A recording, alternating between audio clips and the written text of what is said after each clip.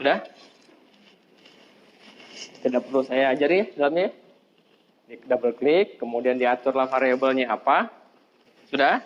Kalau sudah, berarti kita butuh kondisi yang bisa memeriksa apakah angka yang kita tebak itu sesuai dengan angka yang random hasilkan tadi. Maka di sini cari decision, bukan pakai if ya, kita pakai flow decision. If itu untuk yang sequence. Kalau ini ke flow decision. Prinsipnya sama saja, tetapi ini lebih ke ketujuan untuk flow chart. Nah, flow decision. Oke. Flow decision. Berarti ada nilai true sama nilai false. Anggap dia true. Sorry, diklik dulu ini. Kemudian di bagian property itu silakan masukkan conditionnya. Tadi ada dua variabel sama. Variabel kedua sudah dibuat belum? Variabel pertama random number. Variabel kedua adalah terserah kalian namanya apa, misalkan angka tebakan, misalkan terserah. User guess, segala macam silakan. Integer juga. Nah, sekarang bandingkan di condition ini. Oke. Bandingkan di condition ini. Cuma ada dua kondisi, true atau false. Kalau true, kondisinya apa? Biar sama persepsinya, saya kasih namanya user guess.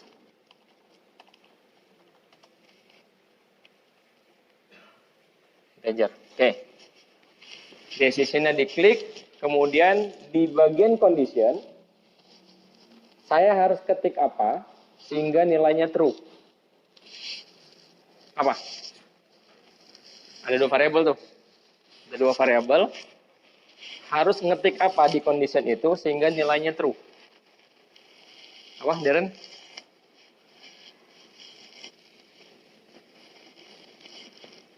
Pelan-pelan, ulang. Random number nilainya berapa? Nggak tahu kan? Nggak tahu, tapi sudah dibuat oleh si assign yang pertama tadi. Ya. User guess diketik di input dialog. Kondisi seperti apa? Dia true. True yang tadi, true yang kondisi seperti apa? Yang true ini, true. Jawabannya benar. Apa kondisinya? Ketika user guess sama dengan random number. Nyambung ya? Jawabannya benar kalau tebakannya sama dengan angka yang diacak. Maka yang di condition itu ketiklah user guess sama dengan sekali saja random number. Nah, paham? Oke. Sekarang siapkan kalau dia true tadi apa? Activity-nya. Kalau dia true, activity-nya apa? Kalau dia true, activity-nya message box. Tambahkan message box. Message box. Taruh sini boleh. Oke. Di drag saja, klik. Bawa ke kanan, ke kiri. Nah, itu berarti bernilai true. Garis pertama itu pasti true. Ya. Berarti kalau condition ini true, maka dia lari ke message box.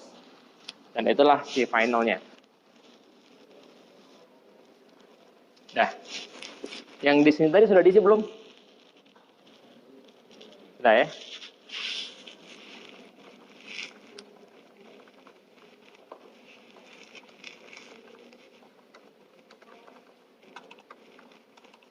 type number, value resultnya arahkan ke user guess. Nah, si message box-nya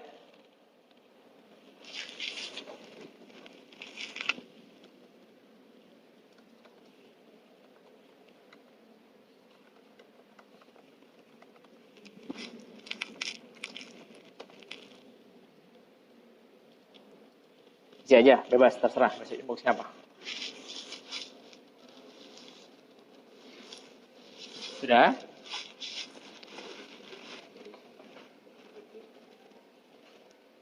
Tadi kalian set 1 sampai 100 kan? Jangan banyak ya. 1 sampai 1000 kebanyakan gitu. Nah ya, berarti kalau dia true yang kondisinya tadi lari ke sini, kalau dia false. Kalau dia false, sebenarnya boleh saja langsung ke sini lagi. Boleh nggak ke sini lagi? Boleh. Ya, boleh saja. Berarti dia harus benar-benar dilepas. Tapi kalau konsepnya tadi yang ini, ada panduan kan, biar lebih dekat. Misalkan randomnya 7. Kita ngetik 1 misalkan. Maka dikasih tahu kekecilan, berarti harus naik lagi, gitu kan? Kalau tidak ke sini, kalian ubah flow-nya ke sini, maka sama saja tetap jalan, tapi tidak ada panduan. Apalagi kalau randomnya banyak. Oke, berarti saya buang dulu. Berarti flow decision lagi. Taruh saja di sini boleh. Oke, ini tentu saja yang flow decision pertama false, bernilai false. Artinya kondisi apa false? Kalau si user guess-nya tidak sama dengan ya, tidak sama dengan itu bisa jadi lebih besar dari angka acak atau lebih kecil dari angka acaknya. Ya, berarti apapun itu yang tidak sama dengan tarik ke kanan kalian, kanan. Nah, berarti di sini dipecah lagi. Diklik apa kondisinya?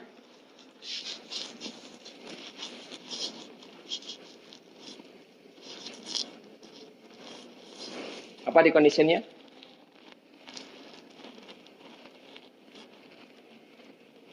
Ayo. Harus dikondisikan true atau false ya. Terserah, misalkan kondisinya apakah user guess lebih besar dari random? Boleh. Atau apakah user guess lebih kecil dari random? Juga boleh. Kalau lebih besar arahkan ke message box. Lebih besar, ya, too big. Kalau dia lebih kecil, arahkan ke message box. Lebih kecil. Jadi disetting saja di sini terserah. Kalau yang ini bebas. Artinya user guess, anggap saja kita buat lebih besar dari random number. Berarti itulah yang nilai true-nya ya. Kondisinya ya. Itulah yang nilai true-nya kalau dia lebih besar. Berarti kalau dia lebih besar, arahkan ke message box yang ini. Ini. Kalau dia lebih kecil, artinya false ya. False. Arahkan ke sini. Nah, tuh. User guess lebih besar nih ya. User guess lebih besar dari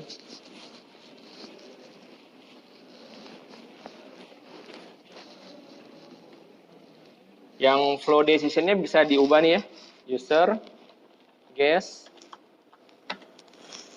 apa tadi? Random number. Ini untuk display-nya saja, tidak mempengaruhi proses. Nah, tuh.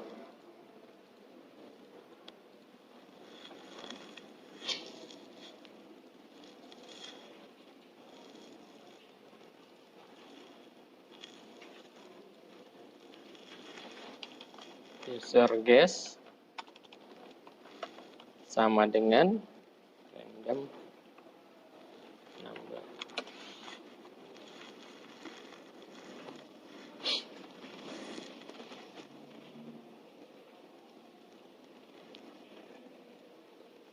Dah, silakan disetting.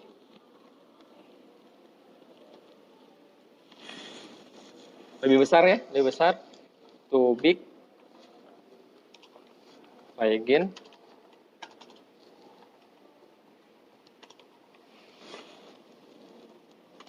Untuk yang true-nya, untuk yang small-nya, too small. Try again.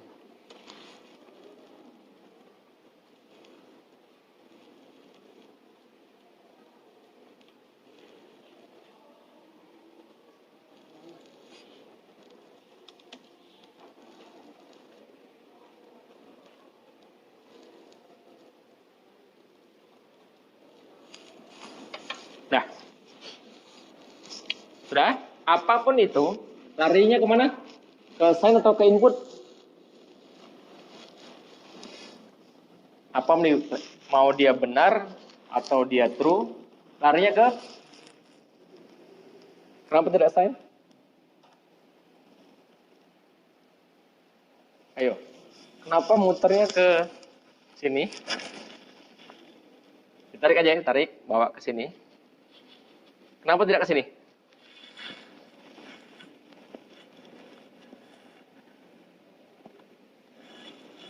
Headeran, waderan. Kenapa tidak ke atas? Yang assign tadi apa? Assign? Dia, hah?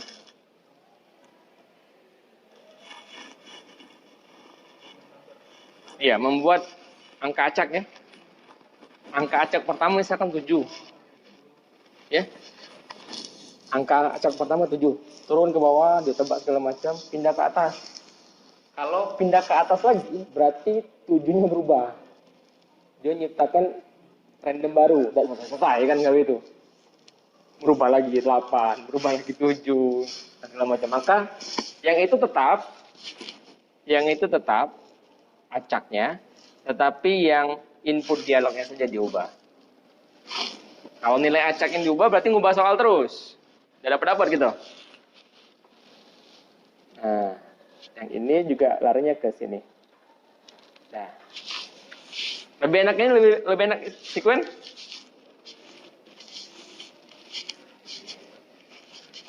Secara berpikirnya lebih enak yang ini visualnya. Dah, silakan di running. Nah, tadi 1 sampai 100 ya. Silakan dicoba. Dia akan kasih arahan. Lebih kecil kah? Lebih besar kah?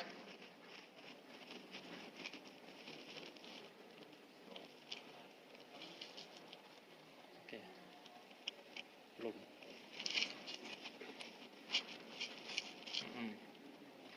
Itunya. Panahnya belum. Balik ke pucuk. Balik ke atas.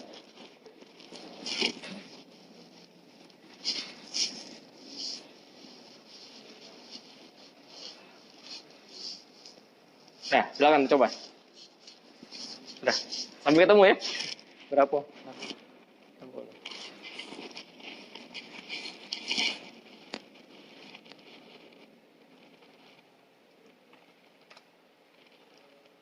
Small. Harusnya ngulang. Yes, tuh. Ulang lagi. Mana garisnya? Ulang lagi.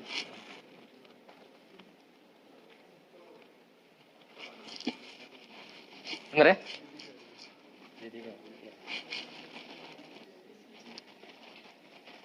Kalau tidak dikasih ke kanan ini langsung ke sini, lama-lama kamu nyarinya. Nah, kalau sudah 1 sampai 100 coba 1 sampai 1000.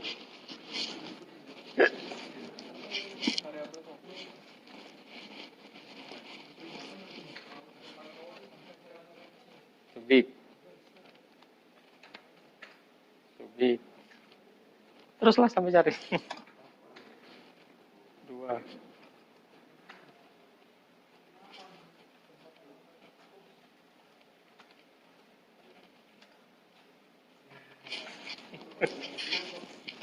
Beda-beda masing-masing beda-beda.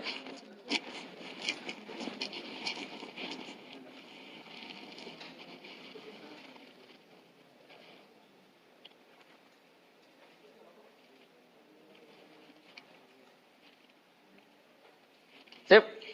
Aman? Ada yang gagal? Sudah? Hah? Apa? Oh. Kemana arahnya? Variabel apa arahnya? Oke, yang sudah. Bikin satu lagi flowchart. Kasih nama practice. Kita coba latihan.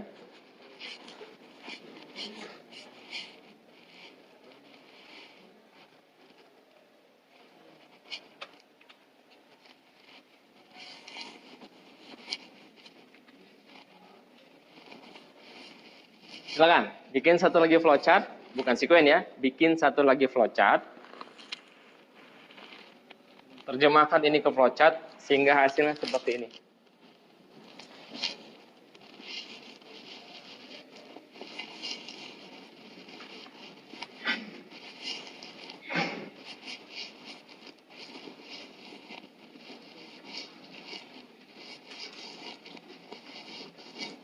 Jadi, dia minta nama, dia minta NPM, mau nambah student baru nggak? Kalau iya, berarti dia minta lagi, nama lagi, dia minta NPM lagi. Nama baru nggak? Tidak, kalau tidak, tampilin.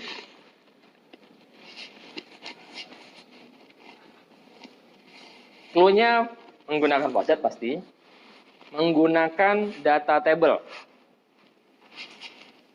Biar bisa menyajikannya seperti ini. Menggunakan data table. Oke. Kita bantu ya.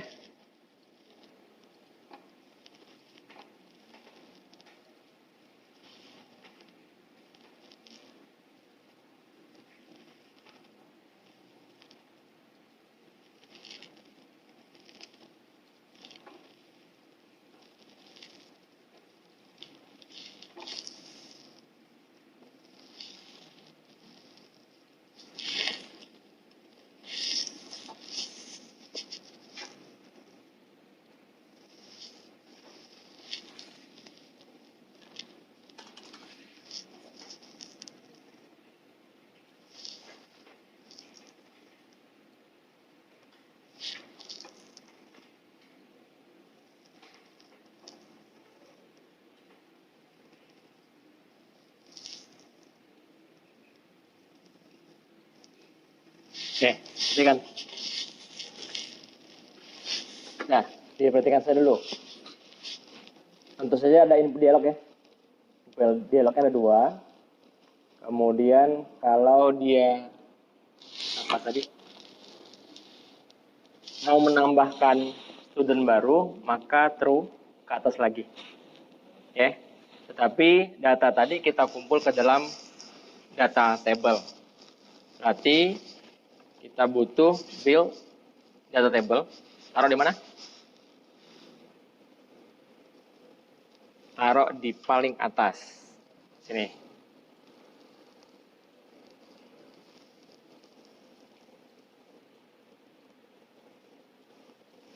Nah, ya. Berarti kalian atur dulu di sini ada name string, kemudian npm juga string. Isinya dihapus, isi defaultnya dihapus saja pakai X ini. Nah, dilihat aja dulu ya, lihat aja dulu. Berarti kita sudah siapkan data table-nya di awal. Nah, biar tidak ribet, di data table-nya ini, di propertinya itu sudah disiapkan tuh. Mana variabel yang digunakan untuk nyimpen data yang tadi. Kalian bisa, kalau cara manual, kalian buat dulu di sini kan ya. Kemudian kalian cari tipe datanya adalah data table. Kalau buatnya dari sini, misalkan dt student atau student aja deh. Student. Enter, dia otomatis data table. Dia menyesuaikan kebutuhan yang tadi. Ya. Sudah? Nah, kemudian minta nama, minta npm. Ya. Kemudian sebelum diputuskan yes atau no, maka data tersebut ditambahkan dulu. Kalau sampai saat ini antara si student sama npm sama nama ini belum terhubung. Kita mau menambahkan npm sama nama ke data table-nya tadi dengan cara pakai apa?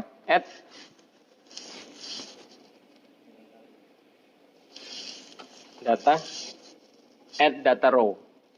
Berarti taruhnya di sini add data row. Nah, oke. Jadi input masukkan, input masukkan. Terakhir baru keluarkan nanti. Di dalam data row kurung tadi sudah kita simpan ya. Anggaplah si input pertama ini kita simpan name, tipenya string. Input kedua itu npm, string juga. Kemudian si data row-nya kayak kurung kurawal, name, npm. Variable name dipanggil, variable npm juga dipanggil. Kemudian data table yang ditunjuk. Data table yang ditunjuk apa? Nama variabelnya data table tadi? Student. Nah, berarti si name-nya sama npm tadi ditambahkan ke variabel student. Jadi yang ini masih kosong, kemudian yang ini sudah ada isinya. Oke. Isinya name yang kita input dan npm yang kita input arahkan ke student. Sudah? Kalau sudah, dia tanya nih, mau ulang lagi apa enggak? Oh, sorry. Kalau iya, maka naik lagi ke atas, isi lagi nama kedua, isi lagi npm kedua, ditambahkan lagi baris keduanya jadi, dan seterusnya. Kalau tidak berarti jadikan teks apa tuh? Activity-nya yang di project data manipulation. To text apa lupa saya? To text. Hah? Apa? Output data table to text. Ini sebenarnya nanti bisa lari ke Excel ya. Kalian bisa langsung masukkan ke Excel. Jadi file Excel bisa. Tapi untuk sementara kita pakai data table-nya saja. Kemudian terakhir baru kita tampilkan write line-nya. Write line. Di sini. Nah, kita butuh satu variabel output untuk mengeluarkan isi dari teksnya tadi. Ini output ya. Output di data table-nya, output data table-nya arahkan ke student. Yang mau dijadikan teks itu adalah student. Kemudian output-nya arahkan ke output. Bisa dipahami enggak?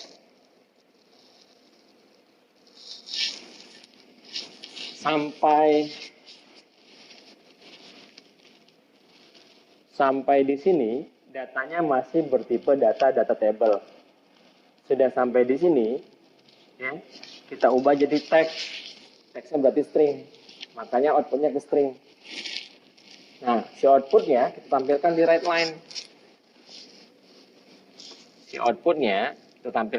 line. Output.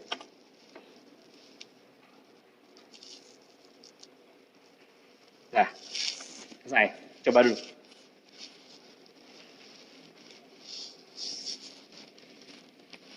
Jadi yang ini ngubah data table jadi teks. Alihkan ke output. Outputnya ditampilkan di write line. Itu outputnya. Outputnya write line.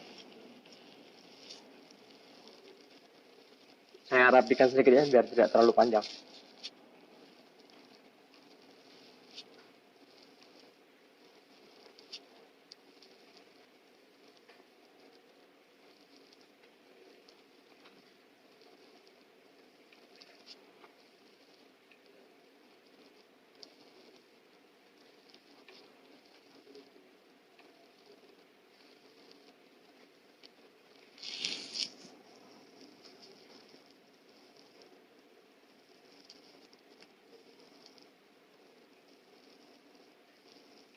Atau atasnya sudah?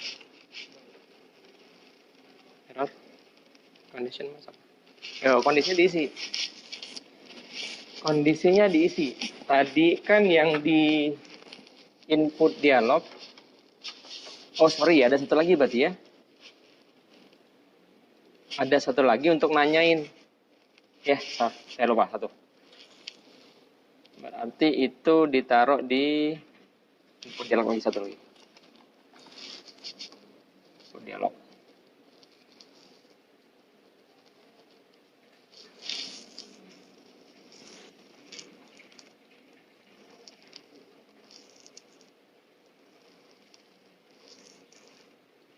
Ya, ada satu lagi. Untuk nanyain yes atau no tadi kan.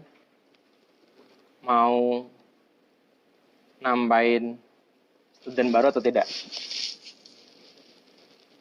Ini multiple ya. Yes. No.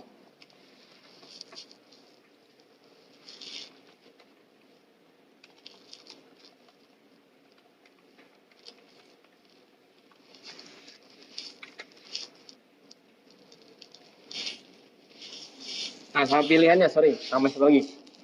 Pilihannya. Tambahin satu lagi variabel pilihan. Atau choice. Choice. Nah.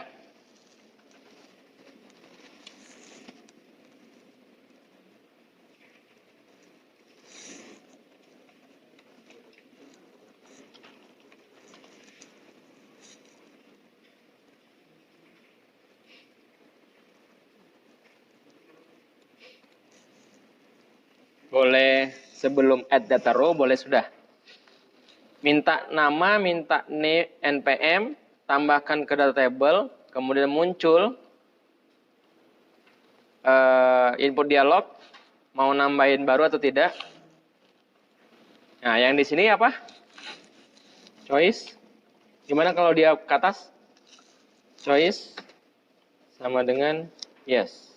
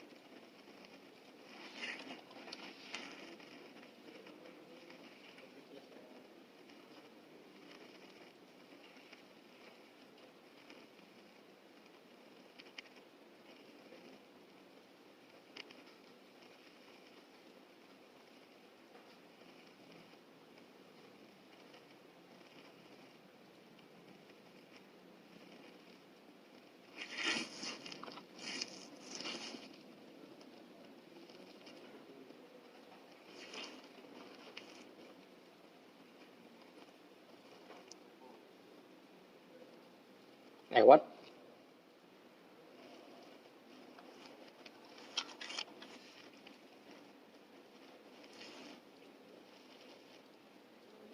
Bisa?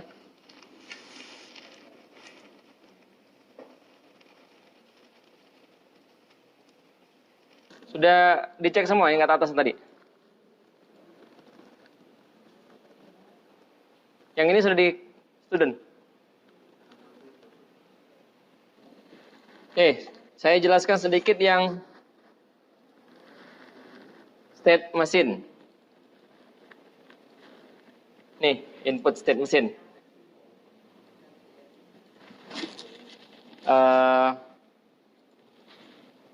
Add-nya state machine ya. Atau kita coba cepat aja yuk, bareng-bareng. Add state machine.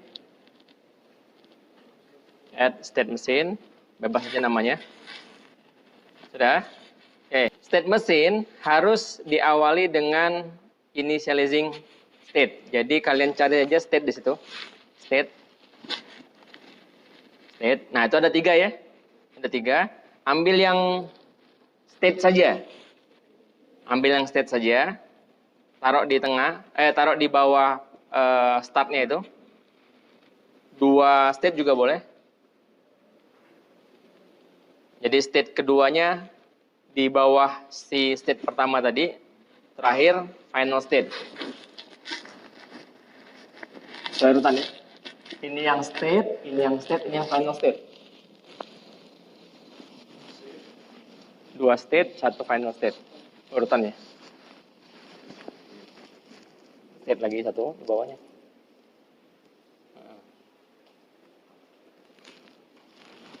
Jangan lupa panahnya ya. Panahnya tetap ada. Jadi harus didekatkan. Nah, ini sama-sama nebak angka tadi, biar gampang contohnya. Bikin 2 variabel, random, number, sama user guess. Random number sama user guess.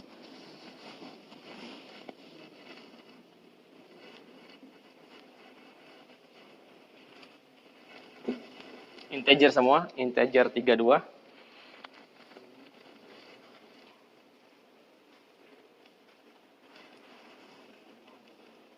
Ya, nah, berarti ini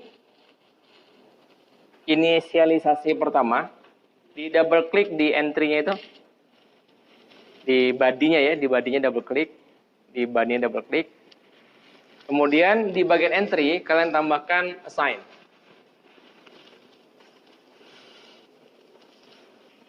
Di bagian entry tambahkan activity assign. Gunakan yang tadi random number, new random, kurung next 100.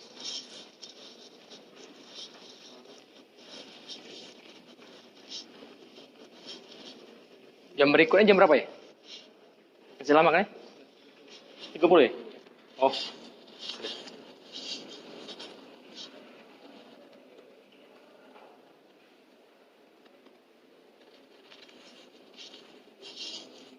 Sama kayak tadi, random number, new random, sama kayak tadi yang di flowchart tadi.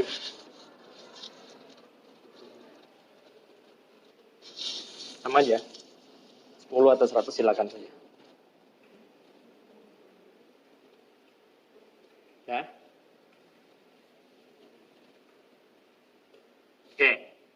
Ini inisialisasi state yang pertama. Yang kedua, ini si inputnya tadi. Si inputnya. Ya, inputnya ada di sini. Di entry-nya juga kalian tambahkan input dialog.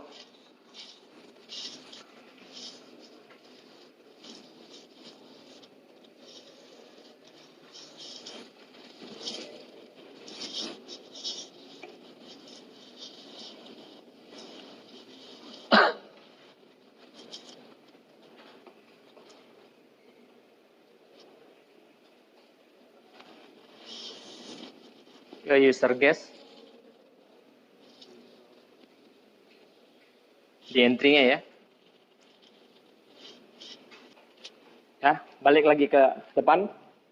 Nah, lanjut yang bawah dulu deh, yang final state-nya.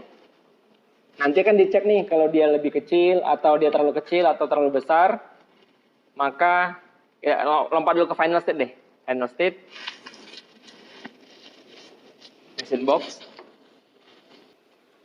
Nah, itu state sederhananya ya.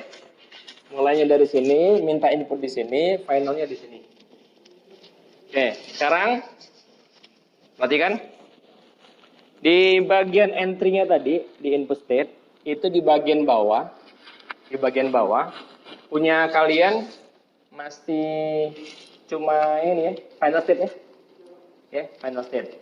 Artinya cuma satu arah. Sekarang kita buat dia ngecek. Jadi kalian arahkan, ambil panahnya, bawa lagi ke dirinya sendiri. Yang ini juga bawa lagi ke dirinya sendiri lagi.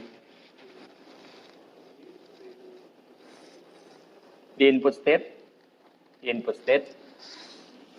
tarik aja drag, bawa lagi ke dirinya sendiri. Yang itu juga bawa lagi.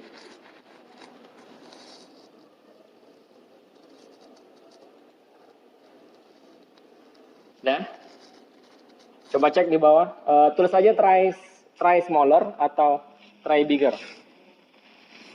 Di bagian, sorry, ini ngeklik terus nih. Di panahnya diklik, kemudian di display-nya itu ada tulisan. Display-nya itu.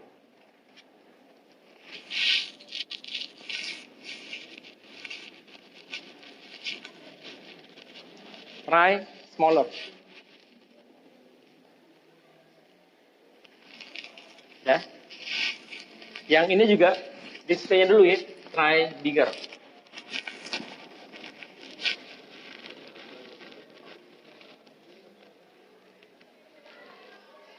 Jangan lupa panahnya ke entry-nya lagi. Nah, di bagian bawah otomatis jadi seperti ini. Sama. Berarti kalau dia final ke sini, kalau dia smaller, dia akan kembali ke input state lagi. Kalau dia bigger, dia akan kembali ke input state lagi. Ya. Nah, si try smaller itu bisa diklik. Try smaller-nya bisa diklik. Ketiklah itu di kondisinya. Saya ulang pelan-pelan. Di entry-nya, di bagian try smaller, artinya transisinya ketika input lagi state itu seperti apa? Try smaller, ini kondisinya. Masukkan kondisinya, jika user guess lebih besar dari random number. Coba lebih kecil. Di action-nya tambahkan message box.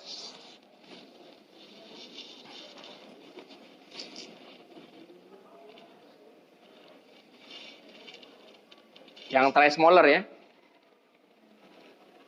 User guess lebih besar dari random. Yang kita tebak itu lebih besar angkanya. Berarti dia suruh coba yang lebih kecil.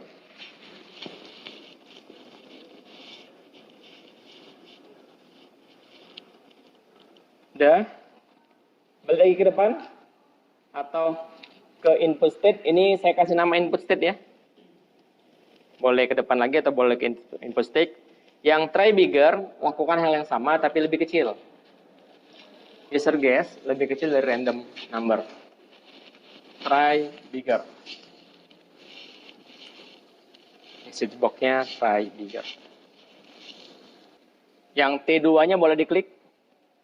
Berarti kapan dia ke T2, kondisi kapan dia ke T2 itu adalah, bisa kalian cek di sini, T2-nya. Nah, silakan diisi. User guess sama dengan random number. Maka tujuannya adalah ke final state. Oke, jadi transisinya bisa ke dirinya sendiri, bisa ke state lain. Ini boleh ke final state atau boleh ke state lain kalau punya state lagi ya. Dah, silakan dicoba.